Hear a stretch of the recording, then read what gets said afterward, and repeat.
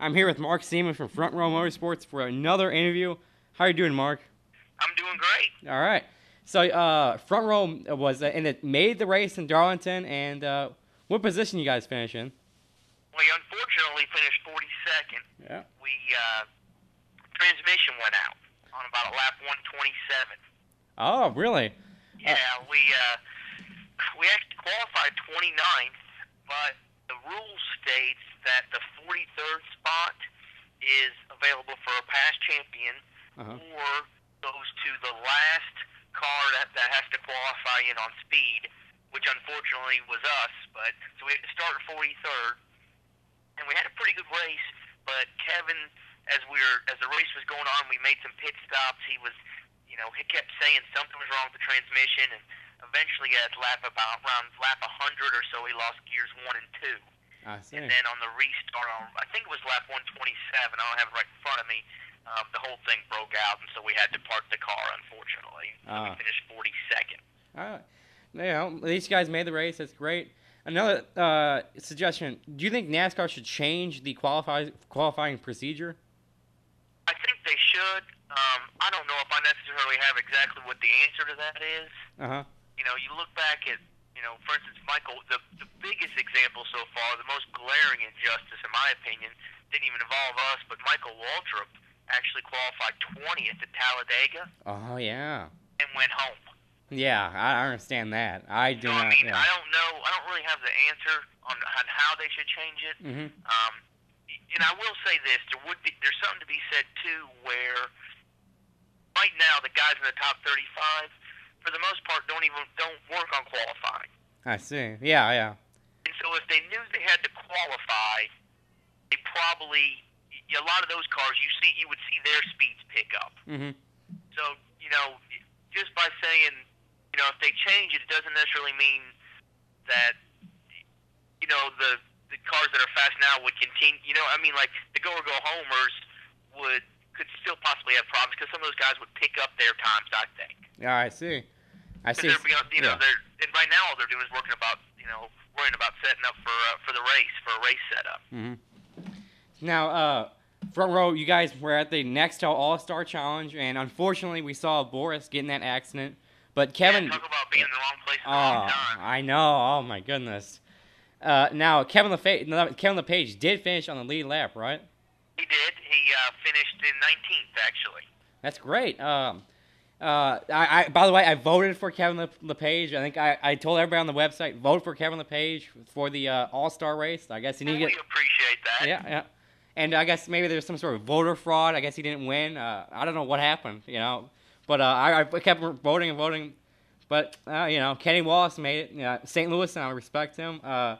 Now, you guys' next race is at the Coca-Cola 600, and it looks like you're only running the 37 car, right?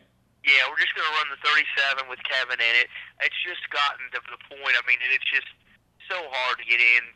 You look at the teams, not to necessarily bring Walter up again, but look at his situation. They've got, $10, $15 million teams, and they can't get in races. And so it just doesn't make sense for us to take two unsponsored cars to the track. I think we can put a better effort out there if we, focus on taking one and give it the best shot we can. Yeah. I've noticed, Mark, is whenever I read the newspaper or sporting news or any magazine, I've noticed that your team doesn't get much exposure. I was wondering why. Why? Like, all these other teams talking about it. I remember reading the sporting news, any other NASCAR magazines, always looking for where's Front Row? How come I never see you guys anywhere? Like, not many exposure, Well, I think there's a couple of reasons for that. One is without having a full-time sponsor, NASCAR which is a good thing for the sponsors, but it's really dedicated around the sponsorship. It's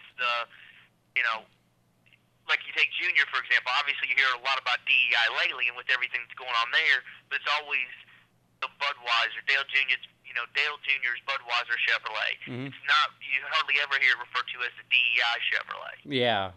So without a name for people to attach onto, I think we kind of get overlooked. Yeah. And the fact of the matter is this year we've only made 2 races, so it's hard to expect a lot of people to take notice until you start making races. Yeah. I think last year we made around 26 total races, and I think we did get, kind of pushed to the back a little bit last year where we could have got some more exposure. But, it's just one of those things you've got to be around for a while. And, basically being a new team, you're coming up against all those boys that have been around here forever and reporting the same things about the same drivers and the same sponsors, and it just takes a while to break in there. Yeah, I'm trying to tell everybody I know. Front Row Motorsports, best NASCAR team going on today, past, present, future. That. Yeah. Everything helps, that's for sure. Yeah. One person at a time. That's all we're trying to do. Yeah, we're gonna help you guys. Now, what's your sponsor this weekend for the Coke 600? Huddle House will be on the car this weekend. A good sponsor, all right. Everybody go to Huddle Houses in the United States. You guys got any other sponsors lined up for the race in Dover or any?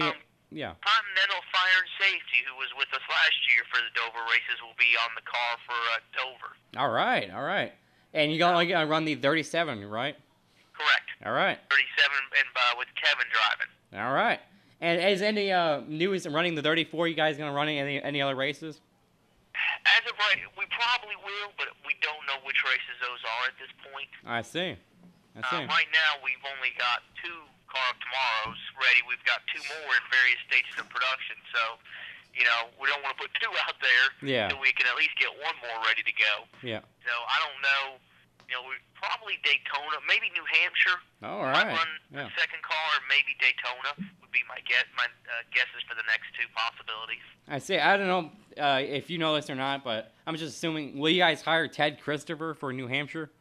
I don't know. We haven't actually talked with him this year, but it's definitely an option. We probably should already be on it, but to be honest with you, we haven't got that far down on our list yet. I see. So, but that would be something that we'll discuss, and he's done, drove for us before. He's done a good job, so I think that could be a possibility. What about Sonoma's coming up in about a month and a half? You guys gonna hire Johnny Miller, I guess? We don't know what we're gonna do yet with Sonoma, or I guess Infineon as they call it now. Yeah, I know. We're looking at a couple different options. Nothing's really far enough along where I can really throw it out there at this point. But Johnny is definitely in the fold and could be an option. All right. Hey, what about Boris? You gonna hire Boris Said for any other races, or was that just one? That was kind of a one-shot deal. The fact that he could get into the open, with the restricted rules on who can drive, it gave us a chance to enter a second car, gave him a chance to drive. So I think for the most part, he's doing his own deal when he can. He's got drives that 60 number and with the no fear on it. And I'm pretty sure as of right now, there's really no plans to put him back in the car. I'm sure he'll be on the track for a few races, probably the road courses and probably Daytona and Talladega. But now for that Sonoma race, it's a car tomorrow race. What car tomorrow? You have a special car for that road course race, or are you going to use just the same car tomorrow that you ran at Phoenix? We'll basically use the same car with a few adjustments. All right, I see. But you got to have a little bit better brakes and a few odds and ends. That, to be honest with you, I don't know technical enough about that kind of stuff to speak intelligently about it. Yeah. But for the most part, the point of the car tomorrow is that you should be able to take it, from Bristol to Daytona to from Infineon the next week, 3 weeks in a row, and with making just minor changes. Is my understanding of it. All right. Now, for sponsorship, guys, you on our last interview, you said that with your team, it's like the personal touch. You know what I'm saying? For you guys. Now, if somebody wants to sponsor you guys, how can they contact you? They can just call me. Right. They can call my office line, which is 865-357-2734. Or they can go onto our website, which is frontrowmotorsports.com. All right. And now, I don't know if you'd be inclined to tell us, but what are your rates for a sponsorship? Maybe for like a 5-race deal or a 10-race deal? Can you tell us that information? Or? Well, I'll say this. We've got a plan for any budget. All right. If somebody wanted to do 4 or 5 races, we'd be happy to put something together for them for that. I'm sure we could give them a lot better deal than they would get from, one of the big boys. And, if they just want to do a little sticker on the car for, one race where they're going to be there and, maybe do a couple of pit passes, we can put something like that together also. So anything from, $10,000 up to a couple of million, we can work with them.